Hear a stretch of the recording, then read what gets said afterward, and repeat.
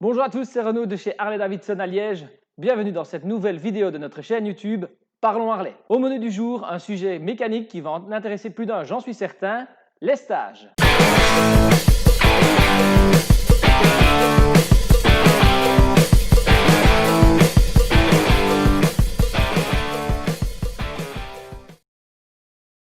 Proposé au catalogue d'accessoires d'origine Harley depuis de nombreuses années sous sa marque performante Screaming Eagle, les stages numérotés de 1 à 4 sont une série d'adaptations de votre moteur que vous pouvez faire afin de gagner en performance et en agrément de conduite. Dans cette vidéo, je vais vous détailler les séries de modifications de chacun de ces stages et leurs gains en termes de comportement.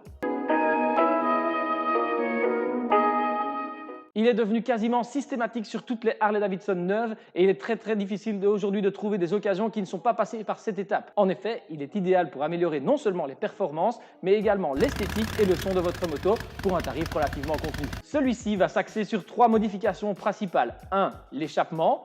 2. Le filtre à air et 3. La cartographie moteur. L'objectif est d'améliorer le flux d'air entrant et sortant de votre moteur pour augmenter environ de 10% les performances, mais également pour profiter d'un couple disponible plus tôt sur la plage du régime moteur. En d'autres termes, imaginez qu'après fabrication, afin de répondre aux différentes normes anti-pollution et anti-bruit, on décide de mettre un bouchon dans votre moto. Elle va moins bien respirer. Le stage 1 va permettre de faire sauter ce bouchon et de libérer votre moto. Forcément, étant donné que le mélange air-essence est modifié, une adaptation de la cartographie sera nécessaire. Toutefois, petite précision car on me pose souvent la question, si vous changez uniquement l'échappement de votre moto dans le but d'obtenir un son plus présent, il n'est pas systématiquement nécessaire de faire une adaptation de la cartographie. Toutefois, on a déjà pu constater que quand l'échappement est trop libéré sur des moteurs de petite cylindrée, notamment le 883, il peut arriver qu'on ait des trous à l'accélération. Il est donc à ce moment-là nécessaire de passer par une cartographie moteur.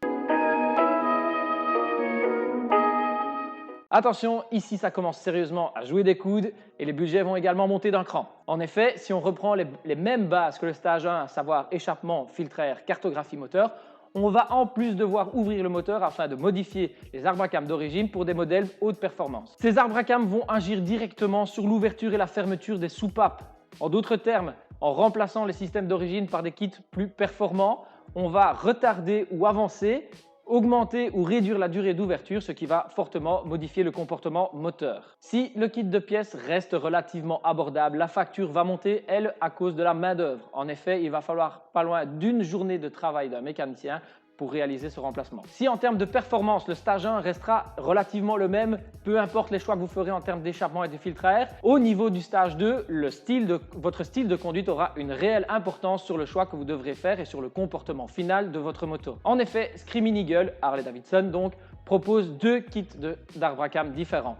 Un kit axé plutôt puissance et un kit axé plutôt couple. Avec le kit de couple, vous pourrez constater une amélioration des performances jusqu'à 15% par rapport à la moto d'origine. La réactivité à la poignée de gaz sera plus importante et vous profiterez d'une accélération plus franche à bas régime. A l'inverse, le kit de puissance, lui, pourra vous apporter une augmentation pouvant aller jusqu'à 25%, mais uniquement à moyen et haut régime. Autrement dit, si votre contour va de 0 à 6000 tours, le gain de puissance ne se fera ressentir qu'à partir de 3250 tours minute. De mon avis personnel et sur base de la façon dont j'aime rouler avec ma Harley-Davidson, j'ai plutôt tendance à conseiller à mes clients de choisir l'option couple, que je trouve plus naturelle pour une Harley-Davidson. Toutefois, tant que vous faites la bonne cartographie, vous êtes libre de choisir ce que vous voulez. Avant de commencer, je vous précise directement qu'il n'existe pas de stage 3 à proprement parler pour les Sportsters, en tout cas pas appelé comme ça dans le catalogue.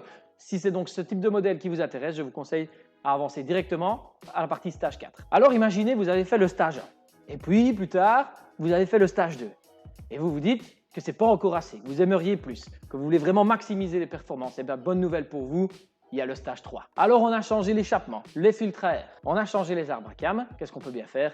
Simplement, on va augmenter la cylindrée, on va passer à la cylindrée supérieure. Donc autrement dit, pour un twin cam, on va passer d'un 96 à un 103, d'un 103 à un 110 et d'un 110 à un 117. Si c'est plutôt un Milwaukee 8, on va passer d'un 107 à un 114, d'un 114 à un 117, ici actuellement en 2020. Forcément, vous vous en doutez, une augmentation de la cylindrée permet une augmentation de la quantité d'air et d'essence dans le cylindre à chaque mouvement du moteur. Un taux de compression plus élevé va donc comprimer l'air et l'essence dans un mélange plus volatile dont l'explosion générera plus de puissance. L'amélioration des performances sera notable à tous les régimes avec une augmentation pouvant aller jusqu'à 35% à moyen et haut régime. Forcément, une cartographie adaptée sera nécessaire. Si le kit d'arbre à cames du stage 2 était relativement abordable, il n'en est pas du tout de même du stage 3. En effet, on remplace les cylindres et les pistons, forcément ces pièces coûtent cher. De plus, il faudra plus d'une journée cette fois pour réaliser le travail.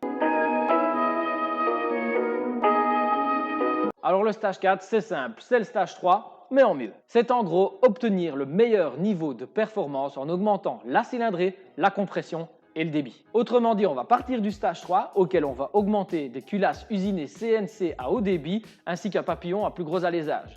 Cela va permettre quoi? Simplement l'air, ou plutôt le mélange air et gaz, va circuler mieux et plus vite. On obtiendra donc un meilleur rendement pour chaque explosion. Petite particularité pour le Sportster, comme je vous en ai parlé dans le stage 3, ici le stage 4 ne concerne en réalité réellement que le 883, en tout cas pour la partie augmentation. Le 880 deviendra donc un 1200, le 1200 lui restera un 1200, mais desquels on tirera les meilleures performances possibles. Si vous vous dites que tout ça c'est déjà franchement pas mal et qu'il n'y a pas besoin d'aller plus haut, eh bien Harley-Davidson n'est pas de cet avis et va encore plus loin en 2021. En effet, nous venons de recevoir en concession le tout nouveau kit 131 Cubic Inch, un nouveau stage 4 qui porte la cylindrée totale de la moto à 2140 cm3.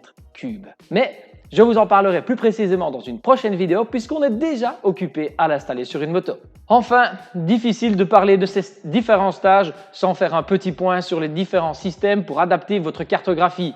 Vous l'avez compris, je l'ai dit tout au long de cette vidéo, chaque fois que vous faites une adaptation moteur, il faut adapter la cartographie en fonction. Le débat est vaste sur Internet, il y a des tas de solutions qui sont proposées. On peut choisir entre des systèmes d'injection de cartographie directe ou avec des boîtiers additionnels. Je ne vais pas pouvoir vous dire objectivement lequel est le meilleur pour vous. Ce n'est pas à moi de décider à votre place et je ne les connais de toute façon pas tous. Je suis donc uniquement capable de vous parler des deux système que l'on propose nous ici à Liège. Je vais vous en parler un peu plus précisément. En effet, ici à Liège, nous proposons deux systèmes de cartographie différentes. Nous pensons en effet qu'il est important de pouvoir affiner cette cartographie afin de l'adapter parfaitement à la moto. Même si les motos sont produites en série le même jour par le même mécanicien, le moteur ne tournera pas exactement de la même façon et donc la cartographie pour être parfaitement adaptée doit être précise. Nous proposons deux systèmes que nous jugeons idéaux dans ce cas-là. 1. La cartographie à injection directe Poivre Noir Performance et 2.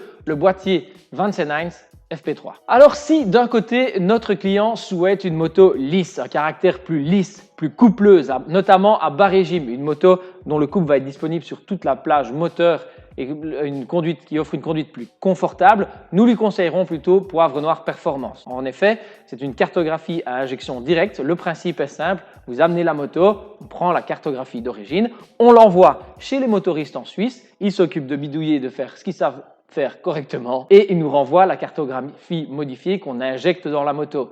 Après un essai routier, on confirmera si c'est correct ou pas et s'il y a des petites choses à adapter de notre point de vue ou du vôtre, on peut leur renvoyer et ils font les adaptations nécessaires. Extrêmement précise et également beaucoup plus lisse au niveau du comportement de la moto, elle est généralement moins chère que le système de boîtier. Par contre, elle nécessite que la moto soit immobilisée à l'atelier un minimum de 48 heures, le temps qu'on puisse envoyer et récupérer la cartographie. À l'inverse, si notre client veut un comportement plus rageux, plus brut, plus nerveux, quelque chose de plus typé Harley, plus industriel, alors on va l'orienter vers le boîtier Vansenheims. Moins de confort, mais plus de nervosité et de sportivité, on va plutôt l'orienter pour des modèles agiles tels que l'Oreille Race, Fat Bob ou encore les Sportsters. Si, comme expliqué tout à l'heure, le principe sera moins lissé qu'avec Poivre Noir, le boîtier sera également plus cher. Par contre, il présente l'avantage de pouvoir être paramétrer directement et si la moto ne correspond pas tout à fait à ce que vous voulez avec la cartographie type, on pourra également adapter cette cartographie à vos envies. Si il est très facile de faire les adaptations de la cartographie depuis votre smartphone avec l'application dédiée, nous vous déconseillons toutefois de bidouiller les choses vous-même et de plutôt demander ça à votre garagiste. Et bien voilà les amis, c'est tout pour cette vidéo dédiée aux différents stages Harley-Davidson. J'espère que ça vous a plu et peut-être même que vous avez appris quelque chose. Si vous avez déjà procédé à ce type de modification sur votre moto, 1, 2, 3, 4, dites-le nous en commentaire, postez-nous des photos, montrez-nous à quoi ça ressemble, peut-être même une petite vidéo pour qu'on entende le son de votre belle. Je vous invite également à rejoindre nos différents réseaux sociaux, likez, partagez, parlez-en à vos amis et surtout, s'il vous plaît, continuez à nous dire en commentaire les sujets que vous souhaitez qu'on aborde dans les prochaines vidéos. Je vous dis à très bientôt dans une prochaine vidéo. D'ici là, prenez soin de vous, des autres et surtout de votre moto. Ciao!